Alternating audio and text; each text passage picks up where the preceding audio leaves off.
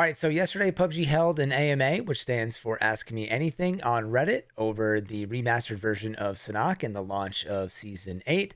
So I was reading through this and talking about it on stream, and some people requested that I make a video about it. And I kind of agreed because I was reading this while I was eating lunch and dinner, and I was like, man, this is a lot to read. Be nice if I could listen to somebody read this. So I'm doing this for you guys.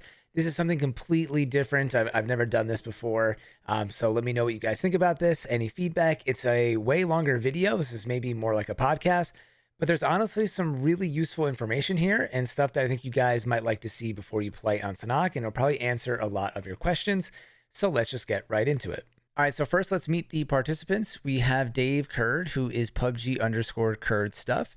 He says, hi, my name is Dave Curd, and I lead PUBG Madison. Our primary role is the creation of novel maps, modes, and experience for player unknown's battlegrounds. My job is to think of fun, cool stuff and work with talented, smart developers to make it happen.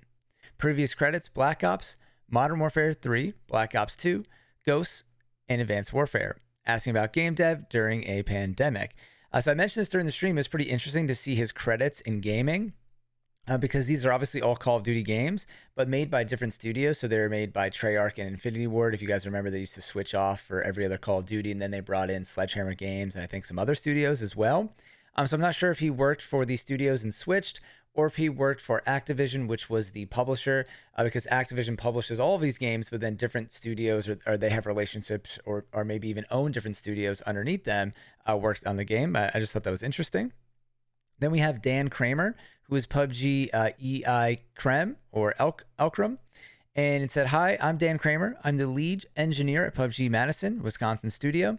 Coming up on 6 months with PUBG, so he's definitely pretty new. And he says that here. So I'm one of the newer people here, but I've been a game developer for over 22 years, which is incredible.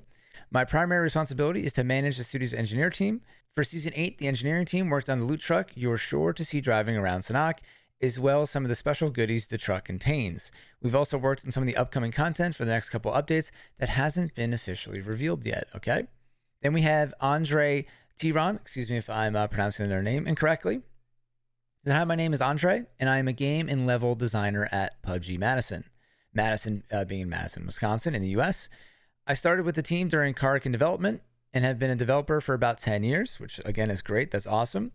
I worked on the level design for the Sanhok map, as well as the feature design for the loot truck and all of the exciting new content coming your way throughout Season 8. Very cool. And then PUBG was doing a giveaway for people that were leaving comments. Up to 25 PC players could win a code and 25 console players as well. Which, dang, I should have left a comment, but I really didn't have anything interesting to ask. I was thinking about it. Maybe I should just ask something funny.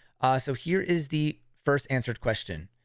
Hello, PUBG people. Will you consider solving the problem of too much dynamic range in in-game audio? Some people are exposing themselves to ear damage by turning up the volume too much when using headphones in order to hear the lowest volume sounds. My platform is PC. Thank you.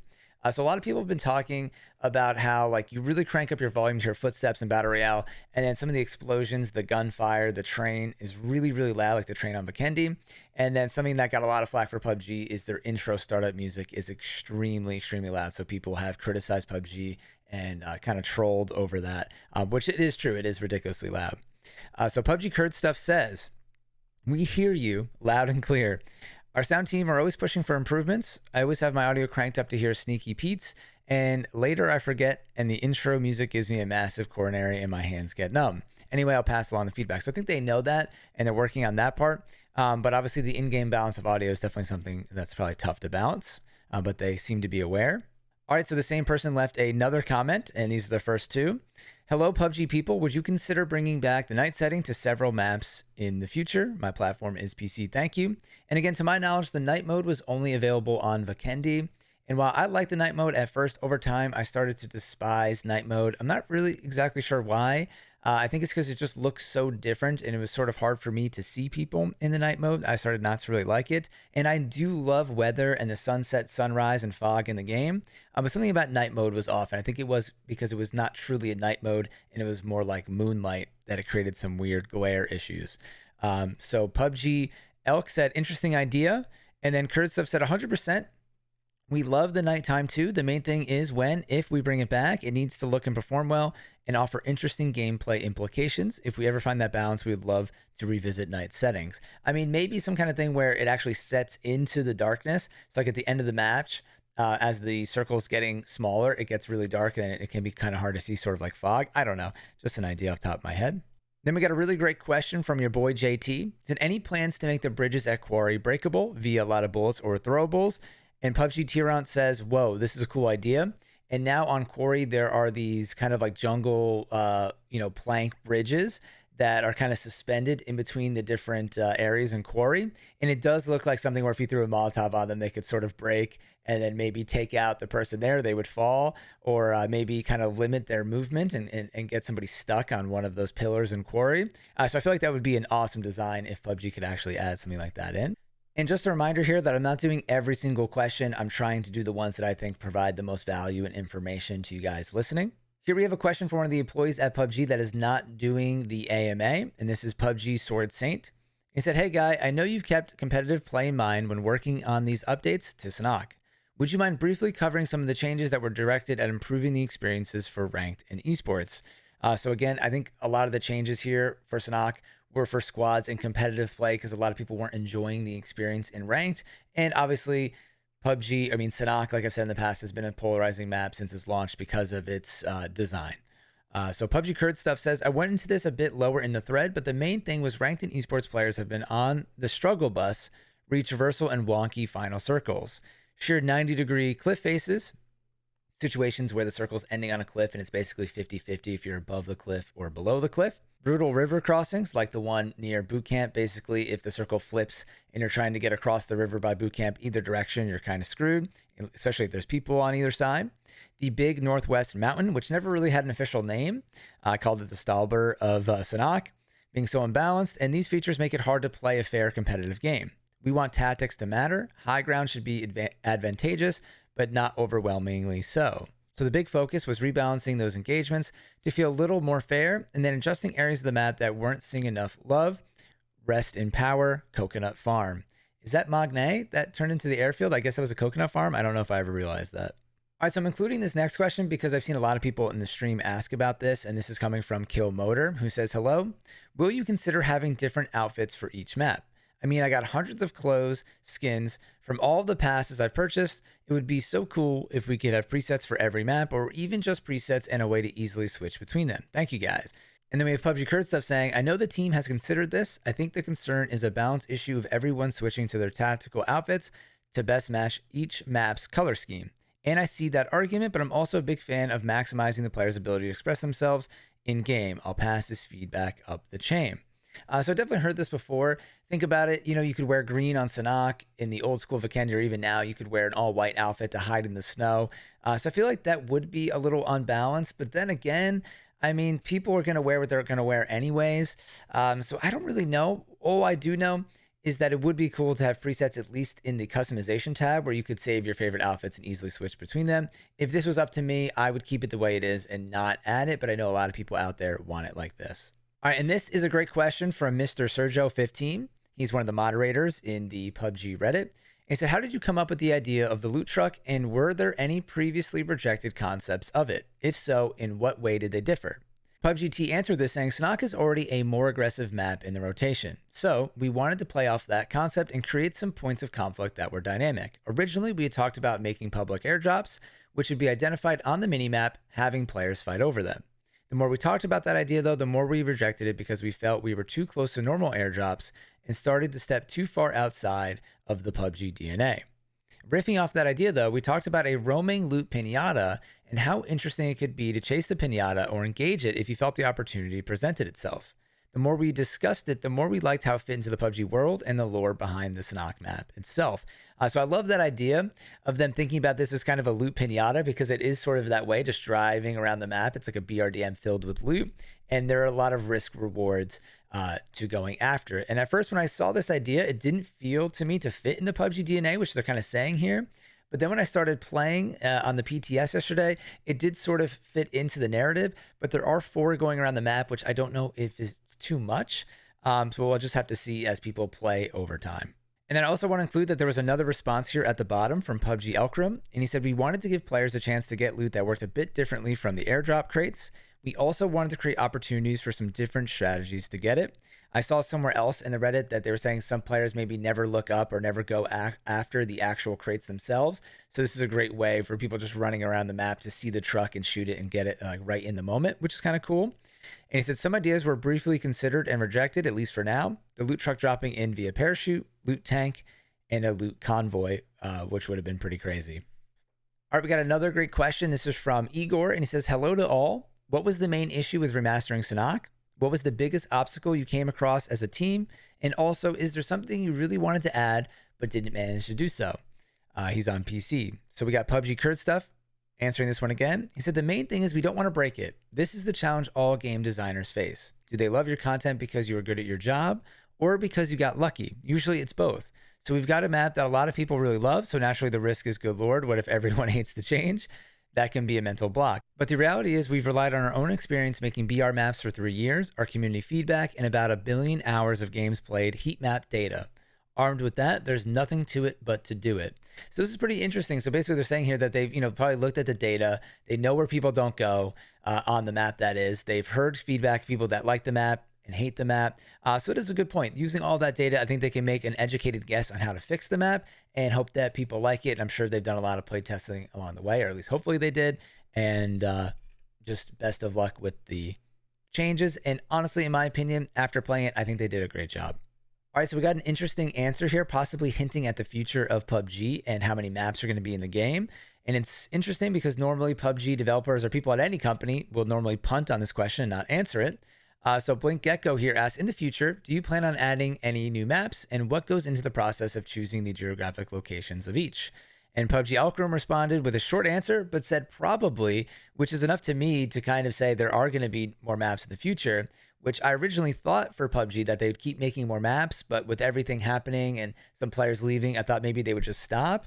But to me, this is a nice hint that there definitely will be another map or more in the future. Who knows? Here's another one I think is worth including. So this is from Shibby1, and he said, hey, PUBG devs, wanted to say thanks for having a significant number of items on this pass being regular, even tactical sins that break from the last season's Fortnite-esque look. I'm one of the few people out there that really enjoyed Sanhok pre-update, so I'm looking forward to trying this out. As an Xbox console player, I would like to see the follow system and frame rate fixes, especially for smoke grenades. Any input on that? And PUBG Kurtstuff answering this one again. He said, I'm glad you dig the skins this pass. We're trying to offer a variety. And he said, so I can't speak specifically on the smoke grenade issue. Different team, sorry. I can say from the world team, when we approached this map, the philosophy was leave it better than you found it, meaning players don't care about new content if it plays worse. So every blade of grass, rock, tree, and building has been remade to look better and more performance, less verts, smarter, fewer materials, better LODs. Our texture memory, for example, is in a better place from Legacy Sanhok, so we are doing our part to save you sweet frames. So what he's talking about here, again, I'm not a video game designer or coder or developer, so I don't know exactly all the details about this. But from my knowledge about reading into PUBG is that in the past, or when PUBG first started making PUBG in the maps, they were using a lot of default materials and default buildings that were kind of copy and pasted into the game, and not every individual thing was coded from the ground up or from scratch. So over time, when PUBG was adding in more things or had problems with the coding or the map, this created a lot of issues with the frame rates and didn't give them a lot of options to kind of balance things out or take away frames or move things around to make things more efficient. So PUBG going in and remastering these maps is allowing them to code every little thing, have more control over it, and hopefully improve the performance and frames across all platforms, which is kind of what he's alluding to in a technical way here. And just another reminder here, I just skipped a few questions and moving on to Fat Lightning. He said, how fast will the loot truck move? Will you be able to keep up with it by foot? I figured this was good to know. The loot truck moves faster than a player running, so you'll have to make sure to use your window of opportunity as the loot truck drives by. And from playing this in person, it definitely goes faster than I anticipated. One of my favorite things to do in playtests, though I admit extremely risky, is to chase one down in a vehicle. There's nothing quite like going on a Mad Max chase through Sanhok countryside on a motorcycle while your teammate is brandishing a Panzerfaust for some big damage. And definitely, I mean, if you have the RPG or the M249, this is the best way to take out the loot truck. From my experience, that was the fastest way we got it down, because if you're shooting with like a DMR, a sniper rifle, you're really not going to do any damage. And this is a fun question from a Positive Balance. He says, PC player here, what's the most interesting thing that almost made it into the game but didn't? And PUBG T said, originally we had talked about the loot truck playing loud music to notify players that it was nearby, which I call the ice cream truck effect. But we determined that the sound was too disruptive for combat and gameplay. We ended up cutting this part of the feature. And then PUBG E responds, oh man, I forgot about that. That was probably a good cut. F for ice cream loot truck. And then PUBG said, clearly my childhood is leaking into my designs. But that's a really funny idea. When we were playing, we said the same thing. It would be hilarious if this thing played ice cream truck music. But obviously that would probably disrupt the game and be annoying after a little while. Next is a question I'm personally interested, so I'm going to include it. This is from Elite 4, and he says, hey, I was wondering how far ahead your team works on content. Season 8 is being released, but are you currently in the planning stages for Season 10 already? I've always been curious about that, especially during the pandemic. Things must have changed. We got PUBG E answering this one. He said, COVID-19 has been a challenge. The Madison team has been working from home since mid-March, so the majority of this season was done from home. This adds a degree of difficulty since those of us with families and kids now have to put up with the screaming, it never stops, crossed out, to get work alongside our families, to get work done alongside our families. Yes, we're already making Season 10 and even 12 plans. Wow, so they are probably done with 9. They're working on 10, 11, and even 12. The other situation is to be in a position where you have content ready and in the bag for multiple upcoming releases. Reality has a harsh way of ignoring ideal situations and laughing in your face, however. So I'm sure they do have some ideas, but like they said, things happen, other projects come up, and that's kind of life and work for everybody, I'm sure. But definitely great insight to the future and what's coming in PUBG, so it's awesome. And then we have, hi Dave, how many ideas for content come from places like Reddit and other forums? I think the hardest part would be coming up with new ideas that are original and haven't been done before on other BRs. Thanks, and I hope PUBG keeps it realistic feel. PUBG Kurtstuff answers, and this is a great question. I think this is a good answer. Fans first is one of our 4 pillars, so yes, we're interested in what our fans want to see, and of course, we're all following our own creative muse.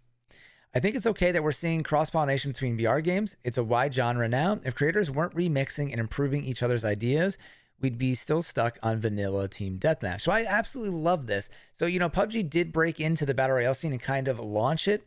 And it's also good for them to take ideas from what other people are doing to modernize PUBG, but then also keep its own vibe. And I love that answer. And I think we've already seen that with PUBG and are seeing it more now with more and more updates. PUBG used to be really conservative, and now they're kind of sending it with a lot of new content and things that I think people are really going to like. I don't know if this one's important, but I'm going to include it.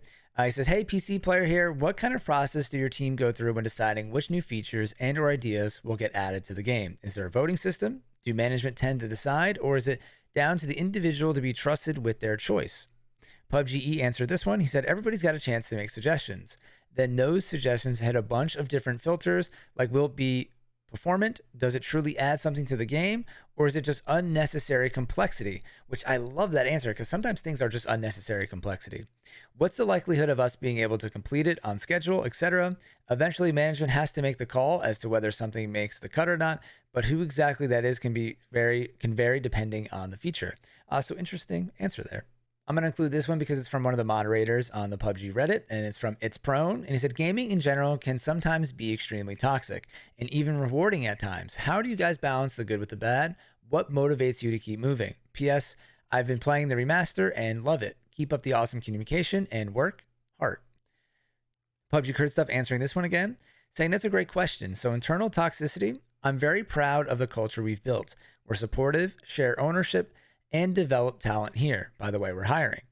External toxicity, it's cliche, but a lot of players who get angry, well, they're angry because they care about the game. They want to see it do better, and so do we. So we work to cut through the noise, and it's not always easy. I'm not the stoic god you all see me as, and see the underlying critique without taking it personal. I'll do better at being a good communicator. I'm still trying to find the right balance. Glad to hear you are digging the test server. I've been watching the streams. Good times. And PUBG E and PUBG T responding to this, so I'm going to read both of their comments. Reading comments and stuff you and your team have poured your souls into is always risky. You build up some resistance to the toxic comments over time. The positive comments from people tend to outweigh those. Especially great are pieces of thoughtful feedback that let you know people out there care about what you do. For me, the best, though, is watching somebody play and have fun when the reaction tells you more than any comment could. So I like that positive spin on the situation. And PUBG T is saying, I'll be honest, there's no pleasing everyone, but I'll always try to hear them out. I look at negative comments and try to find valuable information out of them. Doing so requires practice, and I've had to develop a thicker skin throughout my career. I love me some positive comments. If you're one of those people who leave simple positive comments when you don't have to, absolute rock stars. People who leave constructive, well thought out comments, also rock stars. I read through all of those. I find the best constructive comments to tend to be the ones that talk about the experience rather than how to fix the experience. Interesting insight. Glad you're having a great time with the remaster. Definitely going to be catching some streams later to see how the map is playing. All right, so we have another short answer that gives a lot of insight here. You guys definitely going to want to hear this. So this question was, what's the next map you're going to change? Miramar? And PUBG Kurt stuff says, not a crazy guess, ... So it does seem like Miramar is going to finally get a full rework, not just that small refresh that it got. And this is great news. I think a lot of people, including myself, have wanted this for a long time. And then every map will have been updated except for Karkin, which is the newest one to be launched, which is kind of in the new PUBG standard. So then Erangel, Miramar, Sanhok, and Vikendi will all have been redone to the updated PUBG kind of vibes, for lack of a better term. All right, here's another question that I really like, so I'm going to include it into the video. This is from Tally8-7, and he says, Dear devs, remastered Sanhok will feature clear day, sunrise, sunset, and overcast weather types. Do you plan to add rainy weather for more jungle feeling? Thanks from PC Player. PUBG T answering this one said, our overcast weather type has a really nice rain effect that can happen at times. It's actually pretty soothing, and I've definitely caught myself drifting off of focus at random times. PUBG said, that said, it rarely prevents him from downing me. But I definitely agree with this comment here. It would have been awesome to see a really rainy weather effect come through, because that is something region specific to the Southeast Asia area where they just have a heavy rain season. And I thought that would be a really cool weather effect, but obviously some people would probably not like that because it would alter people's hearing for a longer period of time. But anyways, great question. And I'll have to check out the rain because I don't think I've seen that yet in game. And here's just some confirmation to a question I've seen in the stream sometimes, so I'm including it here. This is from Lukes or Luxie. In other games, example LoL, League of Legends, the devs sometimes include high-ranked players or well-known streamers in the process of making new content. Have you done, or would you consider doing something similar in PUBG? And PUBG responds, yep. So it's glad to know, or good to know, that they're including players and not just internal testers, because that's very important when designing new maps and coming out with new content. So I'm glad to hear that they are doing that. All right, so we got another question from Blink Gecko with a couple funny responses here. So was the radio style backpack, which Alex, the PUBG dev, tweeted an image of on Twitter, simply a great looking backpack, or does it have any new improved traits to the PUBG experience? If you're not aware of this, there is a Twitter account called Alex the PUBG Dev, which is an official PUBG Twitter account that's been leaking information for future content and items. And there's a backpack that a lot of people are wondering what exactly it does. It might be an artillery strike. It might be a blue zone thing. It seems like it's more involved with the blue now. And PUBG Kurt Steph said it's going to be a cruel summer.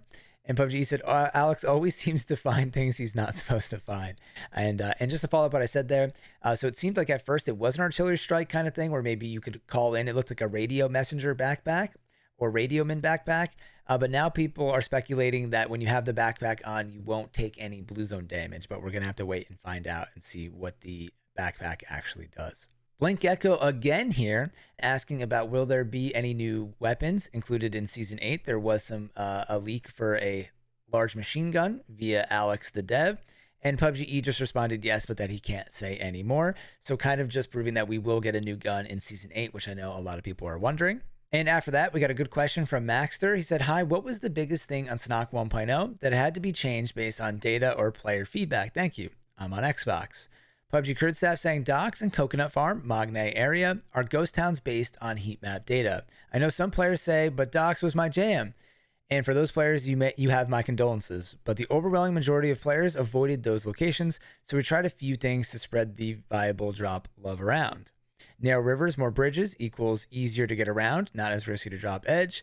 Gliders in airfield, let's go. And Ashley's Black Cat Club is a neon nightmare with sticky leather sofas and a great look. But again, the only thing I'm worried about with Docks is that it's still so far away from center map and it's on kind of that like weird corner peninsula that I'm not sure how many people are still really going to go over there after the initial hype of the party zone wears off. All right, so here's a really great question and answer, which I feel like should have been a bit higher up in the AMA or maybe even in this video. We'll see. But says, Dave Curd, have you guys ever tossed around the idea of a lootable parachute to assist in getting out of sticky situations when pinned in elevated locations? Perhaps a once-use item, then it is destroyed. Also, a question for the whole team. Why have we not seen skins for body armor? And could this be a thing we will see at some point?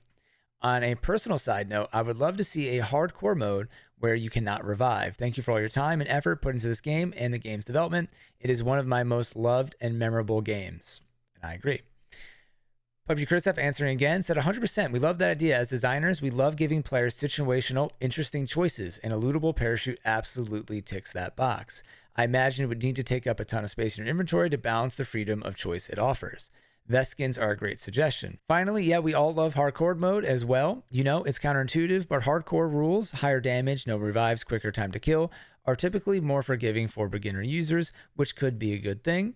And then PUBG confirms that, oh, cool ideas. All right, so this is hours later. I actually had to stop recording to stream, so we're going to continue on the questions now. So if anything moved, that's why.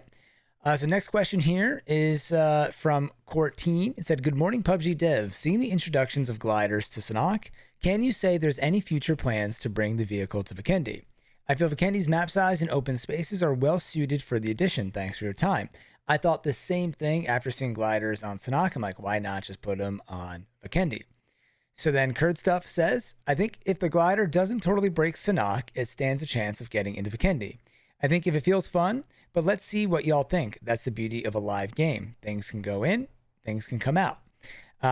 So what's interesting about this on Sanhok is that Sanhok's going to be the first situation or scenario where people are going to be able to use the RPG from the glider because that's been added to Sanhok. So it'll be interesting to see how that goes. I mean, that won't be available if it was on Vikendi, but I don't know how else it would actually end up breaking the game, especially because there's only one or two of them and they might not always spawn on Sanhok, but I guess we'll see. All right, and here's an interesting question, but the way it was worded was kind of confusing to me, so I'm just going to paraphrase here. And basically what this person is asking is why would they add the loot truck to Sanhok, a map that already has a ton of loot? And some of the themes might fit better on another map, such as Miramar. And PUBG Elkram responds and says, I think there's a possibility you might see the loot truck elsewhere in the future. And this person who made the question or wrote the question actually brings up a really good point that the loot truck might have been a great idea on Miramar, a map that is pretty tough to get loot and kind of fits the like death race vibe. It could have been something with a death race or like a truck that's driving around, doing something, you know, with that lore. So who knows? Maybe we'll see it on another map, but I don't know if it's something that I'd want to see on every single map. That's just my opinion on that. And yet another loot truck question. This has some really important information in, though, so don't just skip this one. So PC Player is asking here, hi boys, thanks for taking the time to answer us. How much loot does a truck drop and how much punishment can it take? I also wonder if you can share any info on progress regarding a fix for the 6-month plus long CPU issues. So PUBG Elkram is saying, are you asking how much loot would a loot truck drop if a loot truck could drop loot? Hilarious, because I thought the same thing when I read that question the first time. And I said, without giving away any numbers, loot truck can drop some significant, possibly even unique rewards. And the truck can take a lot of damage, but the sides aren't armored as heavily as the front and back. So I definitely noticed this as well. It seems like if you have a M249 or your squad is shooting at the truck, it seems like it blows up faster when you're shooting at it from the side. So even if you can't kill the trucks, the crates it pops off as it takes damage can offset any of the ammo you spent, which we were talking about before. And they said, regarding CPU issues, my team isn't specifically working on those issues, but I know there are other teams working hard to identify and resolve any performance issues they can find. And here is a map design question. This player is asking, when making PUBG scope maps, do you put thought in all the topography, thinking how players will use this random dip, for example, which sightlines this place here creates, and so on? Or do you just throw something rough together and try if it's fun? So I think we're saying, like what dips do you put? How many sightlines do you check? I mean, obviously they probably do this, but it's got to be crazy to think about all the different angles and stuff like that. So PUBG Tyrant says, with maps these large, we start with a generated topography, making sure that we hit our goals for fitting the look and general design of the map we're going for. And then from there, we heavily modify the terrain to adjust to our unique locations, house sets, or map features that we want to highlight. We also consider sightlines, cover, and concealment when making adjustments to these spaces. We strive to make fun spaces that look great and feel fair to fight in. So this is pretty interesting. So I guess what he's kind of alluding to is that maybe when Sanhok was first made, they just had a map randomly generated with specifications that they wanted, like they wanted a valley, quarry, a really big mountain, and then some smaller mountains. Like there's a big mountain, not big mountain, but there's like some bigger hills near quarry. So I guess it kind of just randomly generates all that stuff. At least that's what they're mentioning. And then they go in and start editing everything and making it their own map. And that makes sense, right? Because how would you really start from scratch and just really design a whole map? I mean, I guess you could, but that seems like a lot of work and just so much detail to just go kind of square by square. And then this one might not interest you guys, but I like this question and topic about PUBG being a worldwide company, being headquarters in Korea. So this person asks, what sort of challenges beyond language barrier, time zone have you seen working with multiple dev teams across the world? So Kurt Stuff answered, so it's one of those our weakness is our strength tropes. We've got an international team with a ton of different work/gaming experience. This means we're all coming to the table with different processes and assumptions, which can of course cause friction. The challenge then is you got a lot of smart, talented developers with strong opinions, and there's the opportunity to see any issues from a very different perspective, which I think has made the entire Globals team stronger. Also, our Slack, which is a program that companies use to communicate to each other, has a translation bot that hurts as much as it helps. I was thinking to myself, imagine like if it translated something completely wrong or inappropriate, that would definitely probably not go over well to people communicating. And I'm very grateful to our amazing interpreters who keep this crazy train on the tracks. And then PUBG Alcrum said, sometimes I have a meeting at 7 a.m. and I hereby apologize publicly to everybody else in them. I can't help what happens before the coffee kicks in. Also, there's nothing quite like having another language auto translated back to you, make you appreciate how quirky your own language is. Try moving the word not around an English sentence to see what I'm talking about and how awesome your team of interpreters is. There you go. And we got another question with an answer, possibly hinting at more features to come in the future. Blink Gecko again here. He said, will there be any new fundamental changes to PUBG included in Season 8 that we have not heard of yet? For example, when the Black Zone was added to Karkin? If so, what specifically will be added, and are they Sanhok exclusive, or will they be for all maps? PUBG Alcrum says there is some mid-season content coming, yes. You'll see them first on Sanhok. Whether they make it to the rest of the world will probably depend on the player's reaction to them. So I was kind of thinking that the Black Zone would be on Sanhok when they redid it, but in the PTS it's not. And I don't know if this is something we'd see midway through the season or not, because it's a pretty big fundamental change to the map, but it could be. And we started waiting for some content like the decoy grenade and the heavy machine gun, which could be Sanhok exclusives. All right, so I've been scrolling through the rest of the AMA, and it seems like a lot of the questions now are getting similar to the other ones, or in my opinion, are just not that important. So I'm going to end with two more questions here, and then we'll call it. So this is from Voyager, and he says, hi, PC player here. When driving a boat/aqua rail over the Sanhok main river, I was always surprised by the speed bumps the shallow crossings created. Even though the vehicle physics are generally great, boats really act strange here. They come to a near halt in mid-flight. What this guy's talking about, if you took a boat through the inner rivers of Sanhok, there would be those little speed bumps, like land bridges that you could walk over, and it would send the boat into the air, and it would really slow down and just kind of stop mid-flight. And it basically made driving the boat pointless in Sanhok through the center, at least. And he says, has this been taken into consideration while redesigning the river with the extra bridges? And are those bumps gone now? And on top of this, I'll add to this question, even though it's not going to get answered, the rivers are a lot more thin now, or narrow. So I just wasn't sure how much boat action they really planned for. And then we had a response from PUBG Elkrum. And he said, we had a few playtests to make the rivers as navigable as possible. Check out Paynan for added boat-related fun. So I dropped a Paynan. I didn't see anything boat-related. There is something going on in the water in the middle, so maybe they put in a jump there. But overall, like I said, I don't really see the potential for a lot of boat action, but I'm thinking the aqua rail will be a little bit more pertinent in this map. And then to end the video, it wouldn't be a Reddit AMA if they didn't ask the hot dog question or the duck question, so we'll end on the hot dog one. This is from John J. Alex, and he says, do you believe that a hot dog is a sandwich? Also, I'm on PC. And only PUBG Elkrum responded, but he said a hot dog is a sandwich. So let me know what you guys think down in the comments below. Is the hot dog a sandwich? Tough choice. I'm going to say it is. It's a piece of meat in between bread, so I'm going to call it a sandwich. So as always, hope you guys enjoyed this video. Something totally different, and I've never done this before. So I definitely will be looking forward to your feedback and how many people end up watching this video. And as always, thank you for watching. I'm Blitz5, and peace out.